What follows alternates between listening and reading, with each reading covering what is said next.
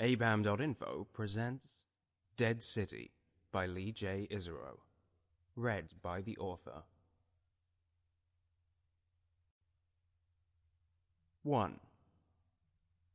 It had been 46 years since the release of George Romero's Night of the Living Dead, and 46 years since the dead stopped dying. Some people said the movie was a hypersigil, an accidental magic that turned fantasy into reality. Others, with limited vocabulary and a lower IQ, blamed free love, homosexuality, and as time went on, gay marriage. After 20 years of mounting fear, the governments of the world did what they always do when they don't have a legitimate solution to a problem. They built a wall, 40 foot high by 10 foot thick, brick or concrete at either side with a center lining of steel 2 foot deep to prevent tunneling through. The only entrance to each dead city was a single gate operated from the outside, by the living, for the dead. The walls were manned by armed guards every half mile. Not that guns were necessarily effective other than to remove limbs or ventilate the skull. The latter worked in so much as a pulse-lacking foe missing a chunk of brain might momentarily forget their innate lust for flesh. But despite guns not being able to keep the dead down, they made the living feel safe, and governments were almost exclusively made of and for the living. Where in days of old towns would have walls surrounding them, these days every major city had walls at its heart. The undead, or unliving as they preferred to be called, were rounded up upon being born into unlife, and placed inside the walls, where they were to spend the rest of their supernaturally reanimated post-lives. As the moon hung in the sky, glimpsed through clouds of dusk reds and twilight purples, the walls of the London dead city stood proud beyond the south bank of the Thames, a monolithic silhouette in the night. Stretching out from Waterloo, the walls followed the train bridges east and south, turning in at London Bridge and Brixton respectively to meet at Deptford. 5 square miles of abandoned London, reserved exclusively for those who returned from the grave, with almost 11 miles of wall to keep them in.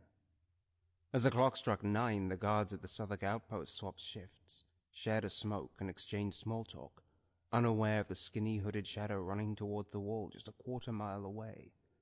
The figure held her breath in case she'd be spotted from the mere movement of her lungs. Blonde hair under black hoodie, skin ivory white in the moonlight. Sarah closed her eyes and thought of her father, his kind, ocean-blue eyes and wrinkle-edged forehead. He needed her to do this, even though she knew he would never approve if he were to find out what she was about to do. Reaching into a scruffy backpack, she withdrew the grappling hook that had been provided to her by her informant. She called him her informant, even though guy she met at the pub was probably more accurate. Sarah had worked there for almost 2 years, and he was a new face, mouthing off about how he'd jumped the wall all the time for larks. As she asked him about it, he revealed he'd done more than just broken in. He had contacts on the inside that were willing to break the rules for the right price. Checking one final time for observers, she swung the hook high into the sky, praying for a near-silent impact. The clang was louder than she hoped, and she dropped to the ground, hiding in the shadows of the wall. After moments in fear, waiting for guards to rain down upon her, she stood back up and began ascending, her thin, pale hands held to the rope for dear life. Despite knots tied for hand and footholds, the sheer height of the drop below was making her porcelain palms sweaty and grip on the rope weaker. Reaching the top, she crawled up and lay flat on the peak, just as instructed by her informant. He had physically taken her through the routine and position to lie in, with only a small amount of groping. He cupped unnecessarily as he told her to put her bottom flat and breathe from the diaphragm, not from the lungs. She could forgive his wandering hands. She definitely had worse, and it was certainly a small sacrifice. After waiting again in case her presence had been spotted, she hoisted the rope up slowly, placed the grapple on the other side of the wall, and after testing its integrity, began her descent into the borough of the life-impaired. The roads of Dead City were not cared for as those outside the wall. Trash piled up, detritus escaping from the mounds on the wind and whistling along unkempt roads.